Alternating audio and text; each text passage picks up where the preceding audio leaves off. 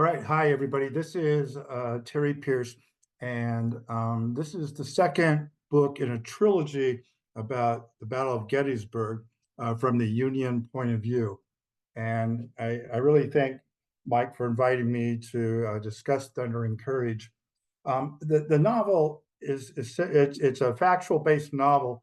The fictional part is essentially the conversations that the different characters have. The novel focuses on the key officers of the Second and Third Union Cavalry divisions, and the theme of the novel is are there circumstances in which a battle would be lost if orders are allowed to stand? And I'll repeat that. Are there circumstances in which a battle would be lost if orders are allowed to stand? And if so, the moral courage required for justified defiance demands a leader of character who's prepared to accept the repercussions, either in victory or defeat. So one of the things we'll talk about throughout this book, there are 4 cavalry officers in the 2nd and 3rd Cavalry divisions that disobey orders, and in doing so, they helped save the right flank of Meade's army that was being attacked by Jeb Stuart's cavalry. So that would be the theme on this one. Okay, most of us are very familiar with John Buford on the first day of Gettysburg, and he shows up there. What's interesting on Buford, who leads the First Cavalry Division, is that he did not have any Spencer repeating rifles at Gettysburg. He did have carbines, and that shot fairly fast. But the only people who did have Spencer repeating rifles were Custer's 5th and 6th regiments that we'll talk about a little bit later from Michigan. So Buford shows up early on Gettysburg and it basically holds off Heath's division attacking until not Buford, but Reynolds shows up. And I think you know the rest of the story. What was interesting to me about writing Thunder and Courage is I did not know hardly anything about the 2nd and 3rd Cavalry divisions, which were commanded by the 2nd Cavalry divisions commanded by David Gregg, and the 3rd by Kilpatrick. This is George Meade, and he was appointed commander of the Union Army at 3 in the morning on June 28, 1863, 3 days before the battle. And in the first novel I wrote, which focuses strictly on the infantry, the Union infantry, was Without Warning, and talks about Meade and his accomplishments and what he did there. One of the important things that Meade did when he assumed command on the morning at 7 o'clock in the morning of June 28th from Hooker is he called in General Pleasonton, a cavalry commander, and said, "I'm really displeased with the performance of the cavalry. I don't think they've been screening very well. I don't get a lot of information from them. And President Lincoln has given me permission to appoint juniors over seniors. So please give me a recommendation on 2 or 3 young cavalry officers that I can promote to general." Meade gets the recommendation from Pleasanton. One of them is going to be General Custer, who's 23 years old. One of them will be Farnsworth, who's 25, and the other one is Merritt, who's 26 years old. And they're all captains at this time, and will be promoted to general. This is Pleasanton, and he was in charge of the Cavalry Corps. And Meade did not. Meade kind of considered him a dandy. I mean, he dressed very immaculate. He kind of acted like a typical cavalry guy. And General Meade at this point in time in the Gettysburg campaign, again, is not quite impressed with cavalry's performance. So what Meade does during this battle, which is different than what the previous commanders do, he doesn't allow Pleasanton to kind of go off on his own and establish his own headquarters. Meade demands that Pleasanton stick very close to him so he can issue orders directly to Pleasanton, who then can command the 1st, 2nd, and 3rd Cavalry divisions. So essentially, at the Battle of Gettysburg, Pleasanton is kind of like a senior staff officer as opposed to a very independent corps commander of the cavalry. This is Custer, and again, he was promoted He's 23 years old, and he was promoted to one-star general. He assumes command of the 1st, 5th, 6th, and 7th Michigan Cavalry regiments. What's interesting about this is that the 1st and the 7th Cavalry regiments were they were the ones that were designed to do a Napoleonic attack on their horses using swords and pistols. The 6th and the 5th Cavalry were really dragoons. They were equipped with dispenser rifles, repeating rifles that could shoot 11 shots very quickly and had to be reloaded. But they were the ones that would go out, dismount, and then fight that way.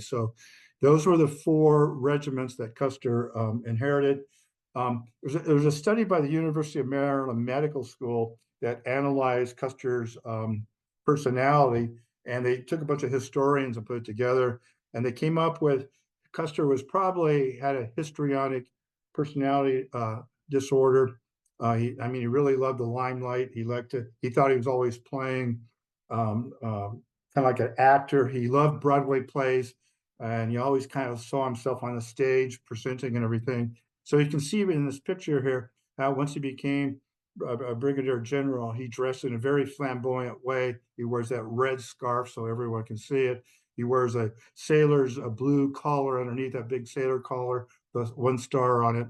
And when asked why he dressed that way, he said he wanted everyone to remember him as kind of like a Marat, who was Napoleon's #1 cavalry guy who wore a big plume feather. Custer thought he was sort of the same ilk and wanted to dress so everyone could recognize him on the battlefield.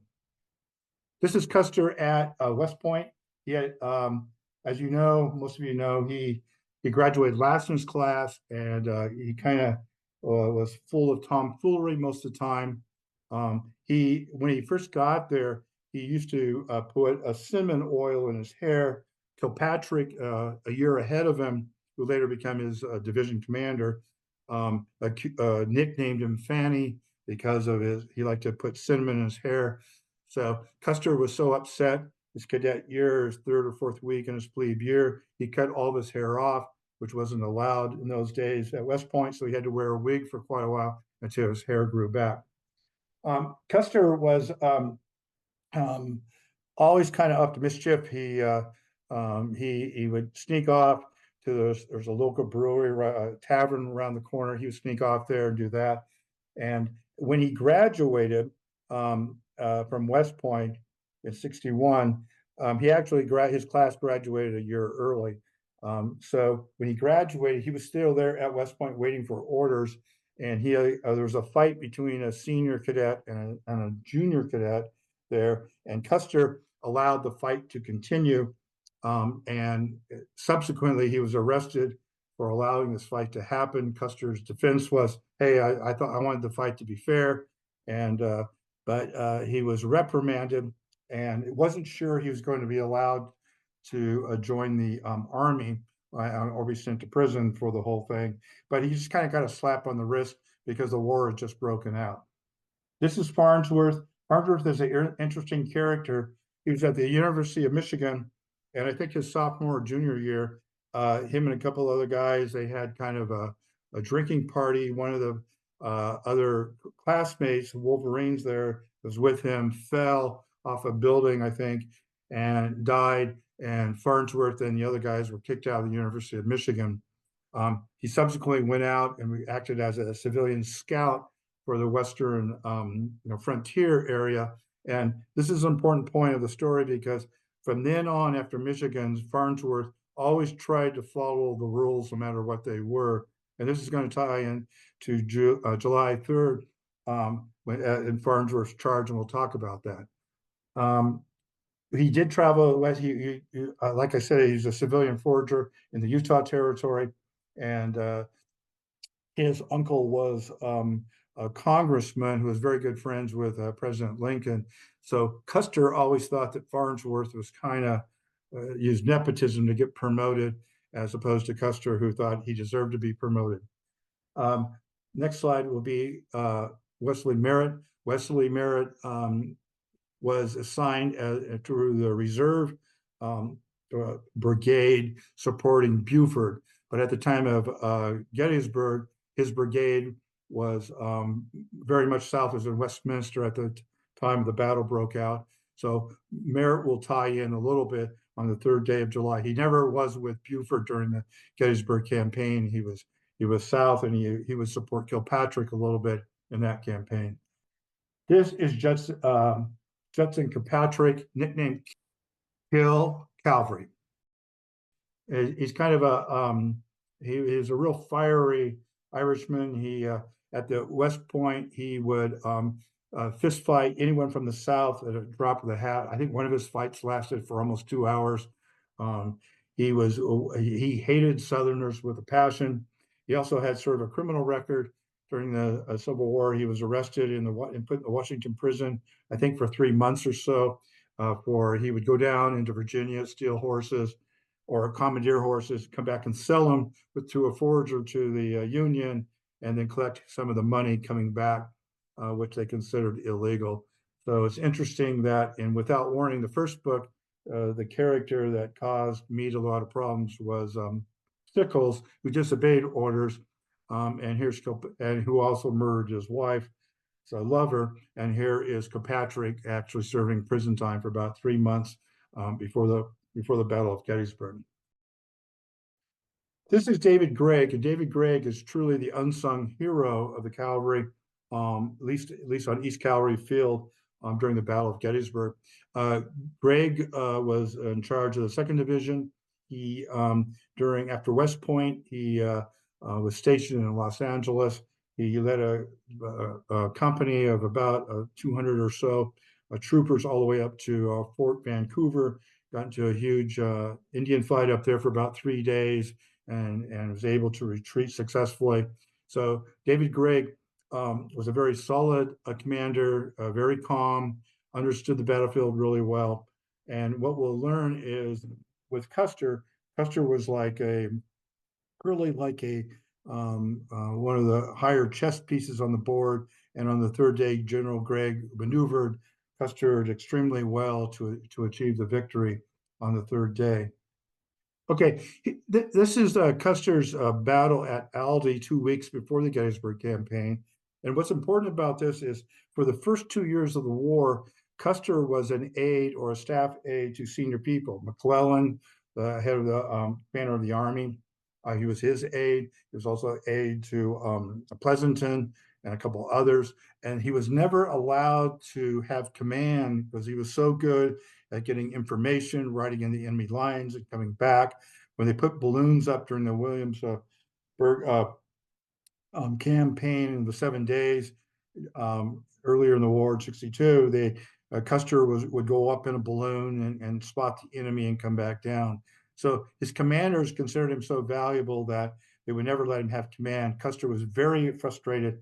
He didn't have command and was always trying to get command.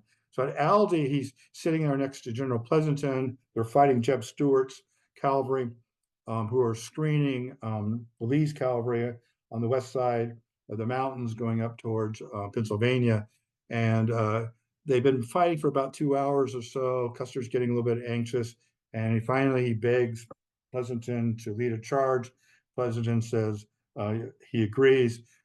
Custer goes out next to Kilpatrick, who has a brigade who's getting ready to lead, and tells Kilpatrick, "I'm going to ride alongside of you." Kilpatrick gets upset, says, "No, right behind me." So as the attack launches, Custer disobeys orders, shoots in front of Kilpatrick, 4 horse lengths or so, and subsequently Kilpatrick's horse was shot, and he falls to the ground. You can see him there. And then Custer leads the charge, but his horse kind of goes crazy, and he rides right through the Confederate lines, all the way into the Confederate reserves. And no one takes him. They all think he's a Confederate officer because Custer wears this kind of straw hat that looks like a Confederate hat, and he's also wearing Confederate boots. So he's back there milling around with the Confederate reserve cavalry until someone spots him and recognizes him.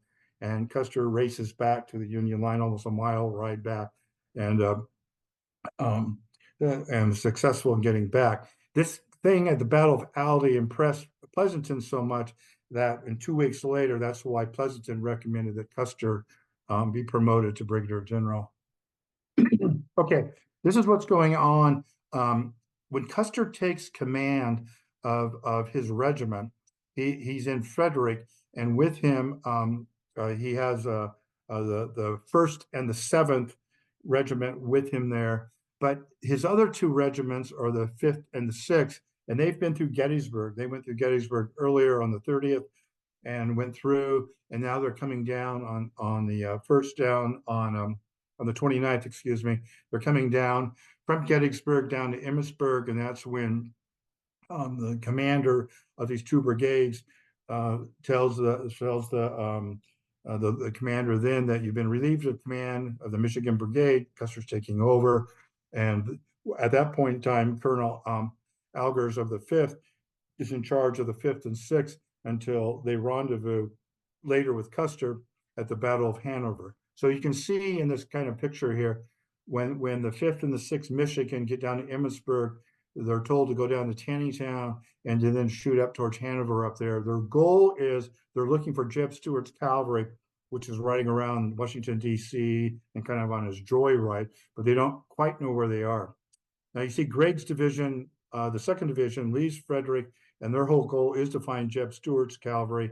And so they're moving to the east, up to New Windsor and up to Westminster. The slide here shows the Custer's 1st and 2nd, 1st and 7th. They leave Frederick, they go up to Emmitsburg, and they shoot across towards Littletown and later to Hanover. It also shows that Farnsworth's brigade is marching a little bit to the east of him, almost in parallel, up to Taneytown, and then they go up into Littleton there. You can see Jeb Stuart's riding off to the right about this time, and still the 2 divisions here, the 2nd and the 3rd, still don't know where Jeb Stuart's cavalry is, but their goal is they're supposed to locate him. Okay, this is a picture by Dale Gallen. It's the Custer at the Battle of Hanover. What happens at Hanover is Custer rides through first in the morning, and then he goes on going up north, and he's about 3 or 4 miles north of Hanover when Farnsworth brigades comes through with Kilpatrick commanding both brigades into Hanover. And at that time, Jeb Stuart's cavalry shows up and attacks from the south going north.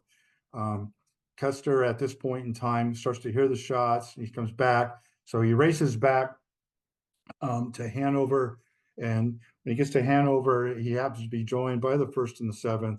And in this picture here, they're showing the 5th, and you can see the picture here. These are the Spencer rifles. So Custer rides up towards this hill called Rose Hill. That's Confederate guns up there, and they're outnumbered about 2 to 1. And this is the first time in the Civil War where the Spencer rifle was used. So the Confederates came down and charged. They thought they had a good chance because they outnumbered Custer's 6th Regiment here. And the problem was that they had not seen the repeating rifle before, and they were pushed back. Custer holds them off until evening, and then they regroup.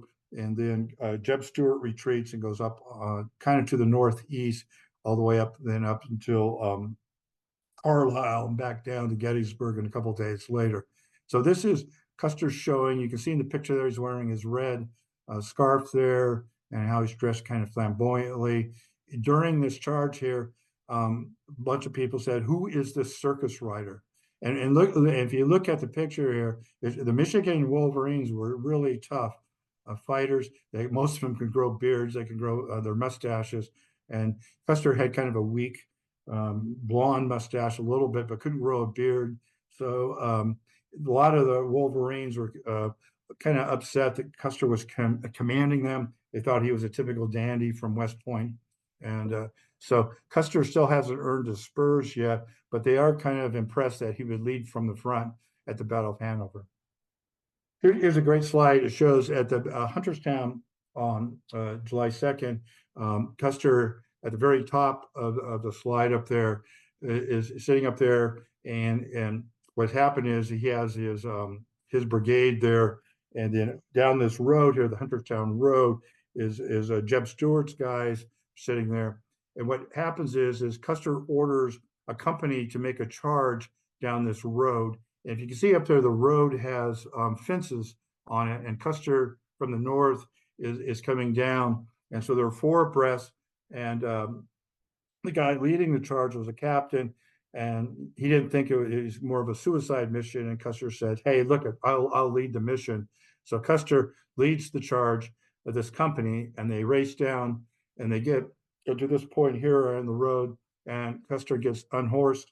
He's on the ground, and in this picture here, you see Private Norville Churchill off to the left with his sword, saves Custer's life as this Confederates getting ready to attack and kill Custer, and uh, he blocks it with his sword, and you can still see the sword today. If you look it up, you'll see the little notch on it where Norville Churchill saved him. Norville Churchill there goes and grabs Custer, throws him on the back of his horse, and Custer's company races back up the road. The Confederates, they shoot each other for a while with artillery, and then the Confederates retreat back towards Gettysburg. So at this point in time, the Wolverines are still kind of suspect of Custer. They think he's out of control. They think he's wild. They think he's crazy. But they do admire his courage. I mean, there's no doubt about that. And from Custer's own mind, he actually makes the quote, "There's never been a bullet melted or molded that could ever kill him," and he truly believed that. What's going on here is on the evening of July 2nd into July 3rd, what's happening is that Kilpatrick is ordered to take Farnsworth's brigade and Custer's brigade down to the south around the Round Tops up to Bushman's Hill, and occupy that area there. So Farnsworth's brigade leaves first along with Kilpatrick, and then Custer takes off about a half hour later at 8:30 in the morning. And what happens is that the 2nd Division Cavalry Commander, Gregg, sends a rider down requesting that Kilpatrick give one of his brigades up to help defend of the strategic intersection up there on the Low Dutch Road and the Hanover where it meets, because he doesn't have enough men there. And he believes, Gregg does, that Jeb Stuart's Invincibles, his big cavalry, will show up on Crest Ridge to the north up here and attack. Custer intercepts the messenger, and the messenger says, "I have a note for General Kilpatrick." Custer says, "What is it?" "They need a brigade." Custer says, "I'll be the brigade." And the messenger says, I can't do that. You have to have orders from Kilpatrick. And Custer says, "Nonsense."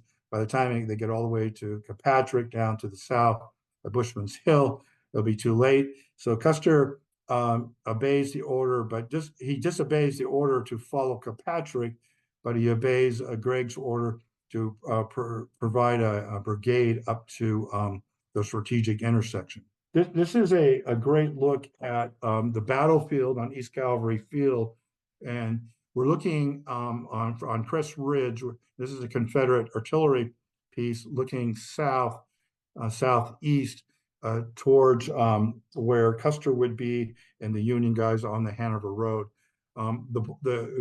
This slide really points out how big the battlefield is. The battlefield on that day is almost a mile and a half or so. And so when Custer gets there early, strategic intersection, he engages early in some artillery fights with the Confederates, and his artillery spine battery that was with him was excellent and actually took out a couple of the Confederate batteries that day. But the point being is that what we're going to see, and if you can remember, on the charges that will happen on July 3rd, later in the afternoon, is the Confederates will be charging south to our right, and then Custer will be charging up on our right up to the left. This slide here shows the first charge that Custer makes that day. He charges with the 7th Cavalry. Remember, the 7th and the 1st are the ones that use swords, basically, and pistols. The 5th and the 6th had the Spencer rifles, and they act as dragoons, kind of dismounted cavalry. What's happening is that the Confederates are starting to, Jeb Stuart's are starting to attack from the north up by the farm lane down there. You see the kind of the rebel charge coming down. Custer and Colonel Mann, who is in charge of the 7th, start to take off. Custer says, "I'll lead the charge." Custer is in front of man. And then for some reason, Custer sees these cannons up to the left up there and sees a better way faster way to get there. So he veers off and takes about a fourth of the 7th Regiment with him. He veers off to the left. Colonel Mann continues up to the north. And when you go to Gettysburg East Cavalry Field, up there, there's this place where it's called the Hidden Fence, where man comes over a ridge. There's a fence there, and the 7th can't get past the ridge. It's a stone type of um, fence with the wooden rails across it. It's very difficult to pass through. So there's a fairly big battle right there at the Hidden Fence. Custer's irked that man didn't follow him. Custer's almost up to the cannons, but he doesn't have enough men to do it to make the final charge until the Confederate reinforcements start to come down. So Custer and the 7th turn to the right, and they go all the way down to the Low Dutch Road off to the right, and then Colonel Mann's forces follow him. So this is about between 2 and 3 o'clock on July 3rd. This is the most famous charge probably in military history, ranks right up there, either 1 or 2. This is the charge of Custer with the 1st Michigan, and it happens about an hour after Custer makes the charge with the 7th Michigan. And he's sitting there, and this time Jeb Stuart's getting kind of irked that his force, which is a lot larger than General David's force, can't break through the strategic intersection, ride down, get behind in the rear of Meade's army, which at that time, Meade's army is repelling Pickett's charge. So the goal here was that the Confederate cavalry was going to go into the rear of Meade and attack at the same time that Pickett's charge was happening. In this one here, David orders the 1st to charge. Custer rides up and says, "I'll lead the charge." He goes up, tells the colonel there, "I'll lead it." Again, he goes up about 3 or 4 horselings in front of everybody. And the Confederate, the Invincibles come down, the Virginians, and Custer splits them in 2. He rides right to the middle of their lines and shoots up. And so you can kind of like parting of the Red Sea or whatever. And he survives that charge right there. What happened, here's another guy who disobeyed orders. Captain William Miller is on the far right flank watching this battle there, and his company, and he's told to stay there and protect this road, the Low Dutch Road, in case the Confederates try to come down the road south to get through the strategic intersection into the rear of the army, Meade's army. As he's watching Custer make that charge, he notices that Custer is outnumbered. So William, on his own initiative, Captain Miller, disobeys order and leads a charge from east to west and attacks the Confederate left flank as they're driving down towards Custer. And what happened also on the other side is that the 5th is led by some dragoons, dismounted cavalry that attack the Confederate flank on their right side, or their western sides that are coming down. But Captain Miller here leads the charge all the way up to the Rummel Farm. He slices right through the Confederate charge on their flank, turns around, and the Confederates are really confused now because they see Custer coming up the middle, but they just don't know how many are coming, how many people Miller has coming, because Miller dashes through them so fast. So they retreat, they stop and come back because they're being attacked from the front and also both flanks. Here's the kind of one of the tragic parts of on the July 3rd is Kilpatrick is down occupying just up on this hill called overlooking Bushman Farm. He's on Bushman Hill, and it's a really heavily wooded area with lots of rocks. Kilpatrick goes up and tells Farnsworth, "I want you to attack." And Farnsworth says, "Hey, I've done a reconnaissance. This isn't good for a cavalry charge. There's rocks, huge rocks. There's trees we can't even see through. The Texans are waiting there behind fences down there for us." And Kilpatrick challenges him. He basically calls him, in so many words, a coward if he doesn't charge. Farnsworth, instead of disobeying orders, probably he had a right to say, "Hey, this is crazy. We shouldn't do this. We should maybe go up to our left a little bit and charge up the Emmitsburg Road." gets his dander up a little bit, and he leads the First Vermont on this charge. And in the charge, he gets all the way to the Bushman farm. He gets wounded and he falls off his horse and kind of has a concussion a little bit. And on his ride back in the D, they call it the D shape area field, he is cut down by the Confederates, and he's killed right there in the charge there. So he's the only cavalry general on day 3 that's actually killed, and for obeying orders, with Kilpatrick taunting him to charge when it was crazy to charge through all these heavy trees and rocks. Here's a picture of the 4 officers who disobeyed orders that day. General Gregg, when Custer, when he ordered a brigade to come up, Custer fulfilled the order. And when Custer was up there fighting, and Gregg brought up his other brigade up there, so he had 2 brigades facing outnumbered. The Confederates outnumbered him. He gets a note from Pleasanton saying, "You got to send Custer's brigade back to Bushman Hill because Kilpatrick's upset." And Greg's sitting there going, "This is crazy. I'm getting ready. I'm already outnumbered almost 2-1. If I give up Custer's brigade, it's going to be like 4-1." So he turns to Custer and says, "Hey, I want you to stay, even though I'm disobeying an order. Will you stay, even though you've been ordered to go back?" And Custer says, "Great, I'll stay." So General Gregg disobeys a direct order to let Custer go, and Custer disobeys direct order to go to Bushman's Hill. Captain Miller, we just talked about, he led that flanking attack against the invincible Jeb Stuart's guys.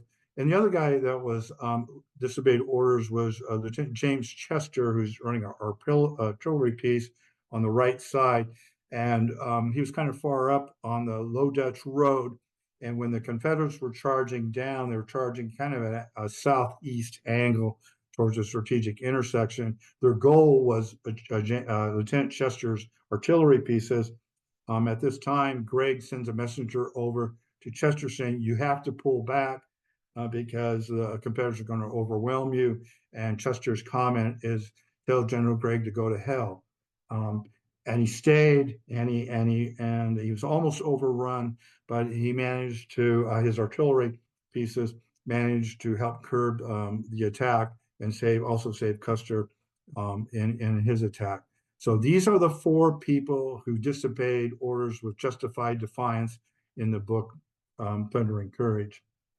This is Custer, and I want to really emphasize a couple of things about Custer. After the Battle of Gettysburg, Custer was a national hero.